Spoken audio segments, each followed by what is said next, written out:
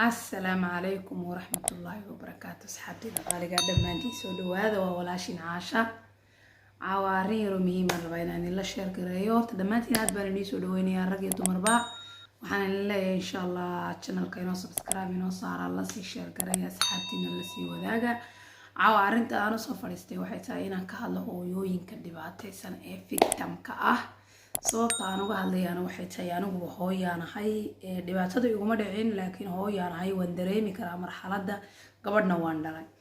marka waxaan soo jeedinayaa 10 daqiiqo oo maaragtay aan ugu talagalay inaan fikirkayga saliimka ah wixii caqligayga ku jira aan la wadaago horta aad iyo aad baan uga xumahay dhibaato kasta hooyo Soomaaliyeed soo gaadhay aad iyo aad baan uga xumahay waxaan ka leeyahay xaal qaata muhiimadana waxa loo baahan yahay nolosha inaad dib u eegto maaha inaad hore eegto maahaane haddii adiga yaraantaada tusaale ahaan oo kale dhibaato kugu soo dhacday ama arrin ku saameysay kugu dhacday ha ku fakerin in adiga oo weyn aad dhibaatadii dadka la sheergarayso inkastoo ay ka jirto wadankeena cabsi fara badan oo ah in ilmuhu waalidkii aan waxba la sheergarayn karin sababtoo ah uu cabsanaya waayo dumarku wadankeenii kuma laha power sababaha keenaya dumarkeenu inay had iyo jeer cabsadaan oo aanay dhibaatadii ku dhacday aanay waalidkooda la wadaagin waxay keenaysaa cabsi ay baqayaan laakiin waxa loo baahan yahay haddii dhibaato kugu dhacdo oo kale ama arrin kula soo gudboonaato in maaragtay ilaahay maskax iyo caqli ku siiyay waad weynaatay hooyaad noqotay ubad baad mustaqbalkooda adigu mas'uul ka tahay ilaahay ka sokow in adigu aad marxaladii dejiso oo adigu dhaqaatiirta loogu talagalay aad la xiriidho oo xaaladii dejiso dadkiina aad u soo bandhigto oo aad samaysato program la yiraahdo in lagaga hortagi karo dhibaatada noocaas haddii ay ku saameyso in maaragtay dhibaatada adiga ku saameysay iyo adiga shakhsi ahaantaada iyo diintaada iyo dhaqankaaga horta waxba iskaga ma xidhna dhibaatada adiga kugu dhacday waad ka hadli kartaa qofku waa muhiim in dhibaatada isaga saameysay uu ka hadlo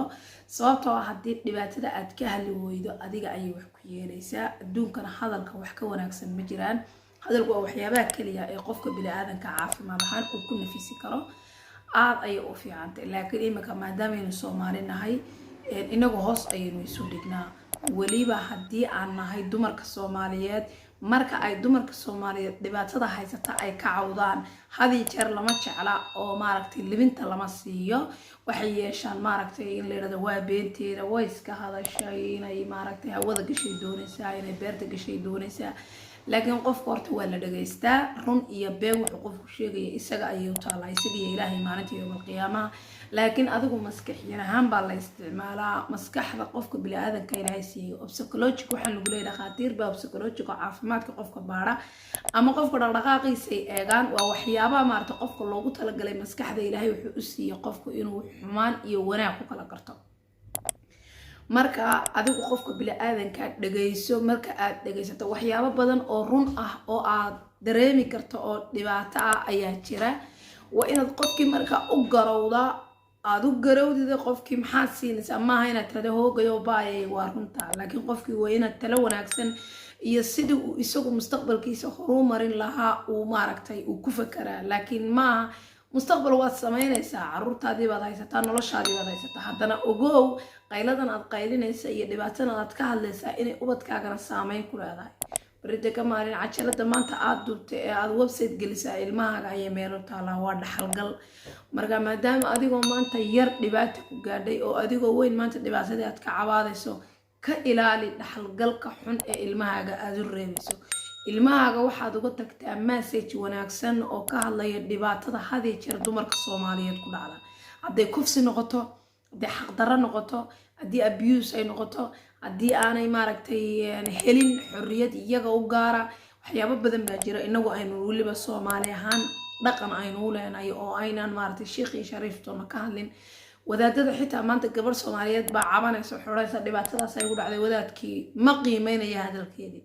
waayo diinta islaamku waa nasteexo diinta islaamku waa diin aad u macaan waxaana loogu talagalay in qofka bini'aadanka diinta loo aqriyo la fahansiiyo xaqa uu leeyahay isaga oo dumar ah in la fahansiiyo laakiin maaha in maaragtay aad mar walba libinta nin siiso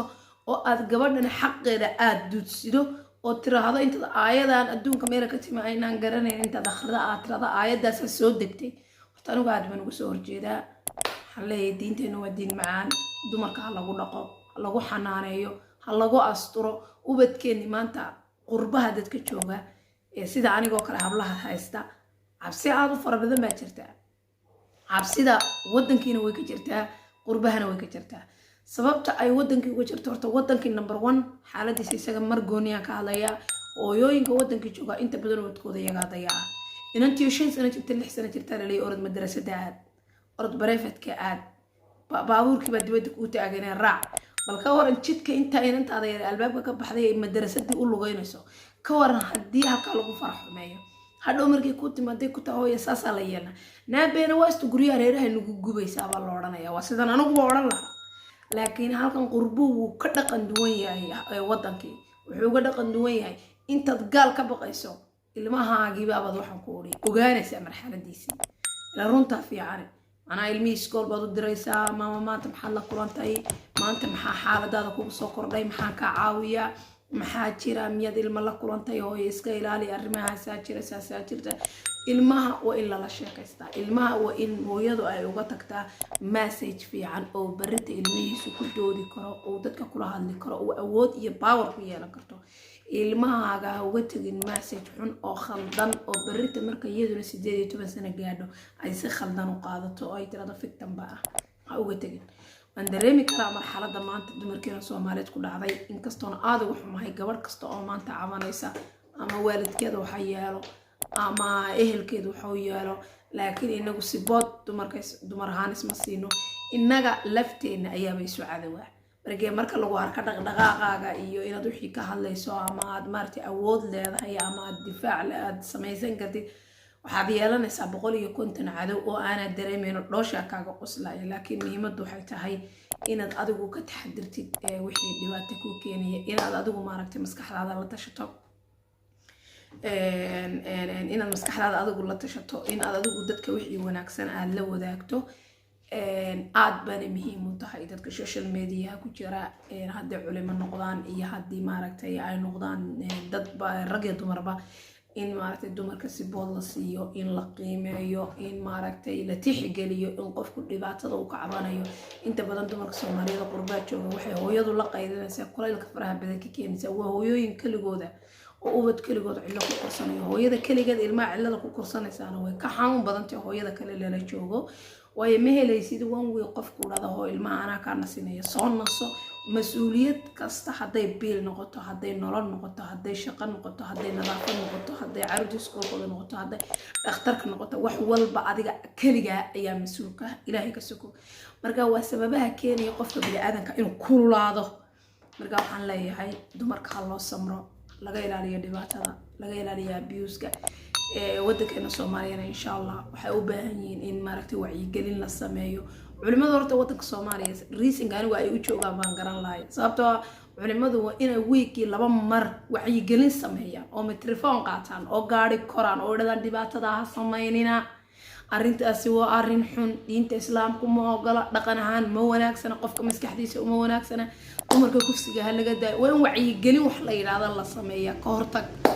marka wadaad wax wacyigelinaya arkimaysi waxaan ahayn aayad quraana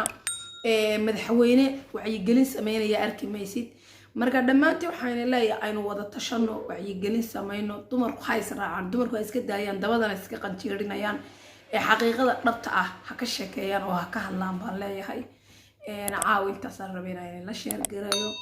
insha Allah waxaan jeclahay mar kastaba wixii maaragtay maskaxdayda ku soo dhaca hooyana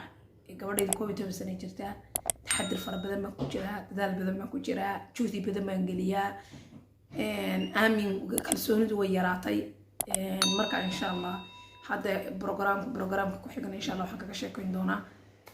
dumarka hablaha haysta ee qurbaha ku nool hooyo walba sidii ay u dadaalo hooyo walba way soo haysataa inay dadaalayso laakiin hadana yeelka waxba inaga maqan marka caawinta sayniga tagaya. Assalaamu calaykum wa rahmatullaahi wa barakaatuh.